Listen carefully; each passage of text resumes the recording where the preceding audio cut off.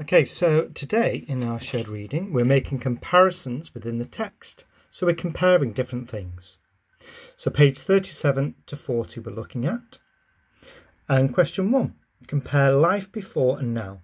How was life different for the Jarvis family from where they lived in their cottage to how they are living now? Use evidence from the text to support your answer. So, and then we have heard about the cottage on a couple of different occasions. So on page 38 there is references to the cottage at the top of the page, how their life was. Doesn't give too much detail, but it does mention something. And then how is their life now? How has it changed? What are they doing now?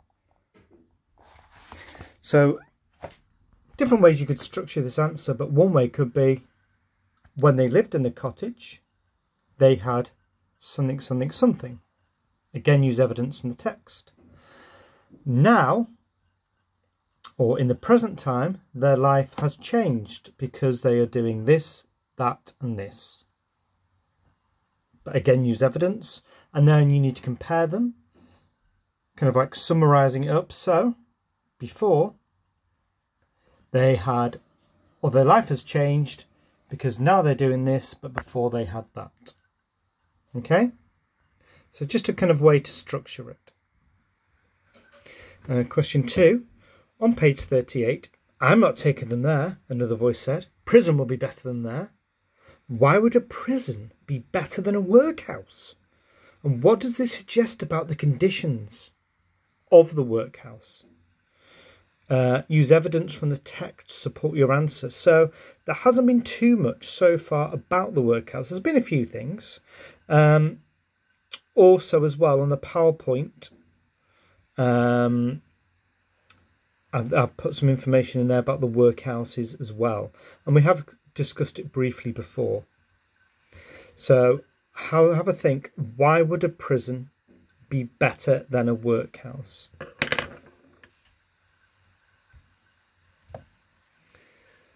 And question 3. So there's only 3 questions today. Think about the way Jim feels at the beginning of the chapter, page 37, and on page 40. How do you think his emotions have changed? Explain using evidence from the text to support your answers. So on page 37, he's with his mother, isn't? So they've left the house, left their sisters. They've rested for a bit. Do you think at the moment, how do you think Jim is feeling? Jim's mother said, God help you, Jim, she said. It seemed to Jim that she was simply tired then of walking and that she decided to go to sleep there on the pavement. He didn't think that was anything unusual. He squatted down beside her, glad of a chance to rest, feeling dizzy and tired himself, and was aware of a worry of voices around him, like flies buzzing.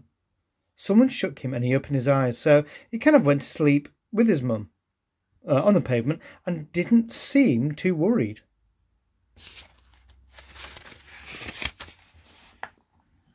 Again, they're kind of talking to him there. There are lots of people asking him different questions. But then we get to page 40. You think, what changes?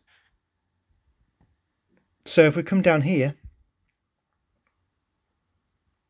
where it mentions about taking both of them one into the infirmary, one into the school.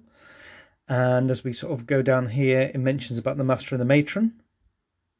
They lifted Jim's mother off the cart and carried her into the house. And as we come lower down, there's Jim. Where's Ma going? Jim asked, his voice echoing against the tiles like the whimpering of a tiny, scared animal. Where's she going? Infirmary? That's where she's going. Wants feeding and medicine, no doubt, and nothing to buy it with neither. So, how's his emotions changed then? What's happened for his emotions to change? So think about how you would answer that. So you might put on page 37, Jim was to think how he was. What's the evidence in the text to support your answer?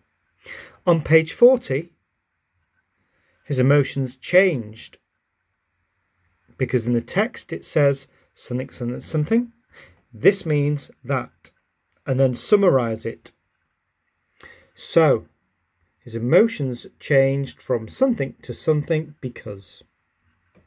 Okay? So, have a go with that, guys. Try your best.